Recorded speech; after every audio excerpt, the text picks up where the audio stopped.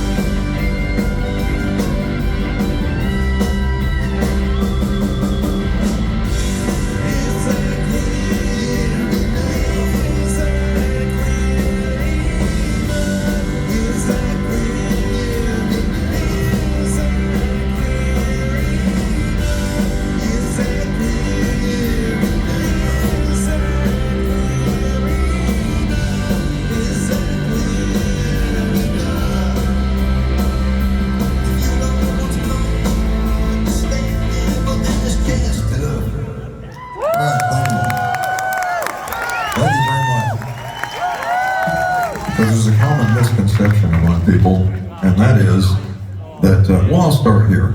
I was born in Hot Springs, Arkansas, and then raised in a town called Alpine, Arkansas, until I was 9 years old. We had no running water, no electricity. My kids won't believe me when I tell them that. That's the truth. And we eventually moved to a town of Malvern, Arkansas, which was population 9,566. But when I was living with my grandmother in this place out in Alpine, population 110, we lived in a white A-frame house, very typical of the South, you know, with a screened-in porch. And then underneath the porch, you could look through there and you could see all the way to the other side where the butane tank was. It was just dirt, and there were some divots out of the dirt, and that's where the stray dogs slept. We had a dozen dogs at any given time, and we didn't own any of them. Now, tell somebody about the mange in Sacramento, California, they won't know what you're talking about. But we know what the mange is. Matter of fact, a couple of us have the mange. But one way or the other. So I'm raised out there in what they call abject poverty. Thank you so much. Anyway, so we started thinking about that subject of strays, stray dogs and all this kind of thing. But also there are stray people who kind of live outside the rules. And one of the things that kind of pisses us off is when somebody makes a success out of themselves from nothing. People think, oh, they're overprivileged and stuff like that. Well, I ain't overprivileged. I'll put it to you this way.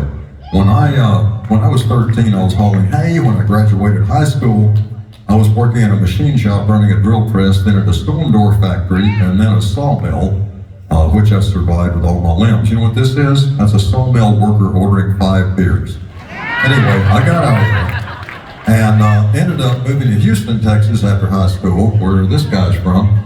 And so I lived out in a place called Tomball, Texas, in northwest Houston, and I started hauling heavy equipment on a lowboy. I hauled, bulldozers and backhoes and whatnot, Up the Highway 59 from Houston to Little Rock, where the other shop was. And so when people tell me that I'm overprivileged, I kind of take exception to that. And one way or the other, this subject of stray people. I'm going to use someone as an example here who can help me out. And who's got a baseball cap on the front? Well, 2 guys do, but they got to turn around backwards. There you go. Thanks, buddy. All right, you and me. All right, here's the thing. You and I are buddies. And we go to the Beverly Hills Hotel in Beverly Hills, California to go have a cheeseburger at the Polo Lounge where all the fancy people go.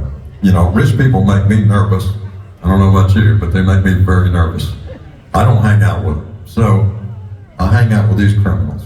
But one way or the other, we go in there, and you got a baseball cap on, I got a baseball cap on, and you walk in before I do, and the guy in his suit with his little reservation list says, I'm sorry, sir, but you can't come in here with a baseball cap. And you say, how different can a cheeseburger taste with a baseball cap on? And then I come in next, and he goes, oh, hi, how are you? Come right in. Well, we don't like that. See, we don't think people should be judged by their economic status or their success level. So, one way or the other, except certain people. Boy, I'm being stared at like a pit bull, dude. It's crazy. Anyway, and just so you know, I've always had a dream of being shot on stage, so go for it, dude. Anyway, and I'm not shitting you. One way or the other, we don't like that type of thing. So we wrote a song about people who are strays, and I want to do this for almost everybody here. It's called The Strays.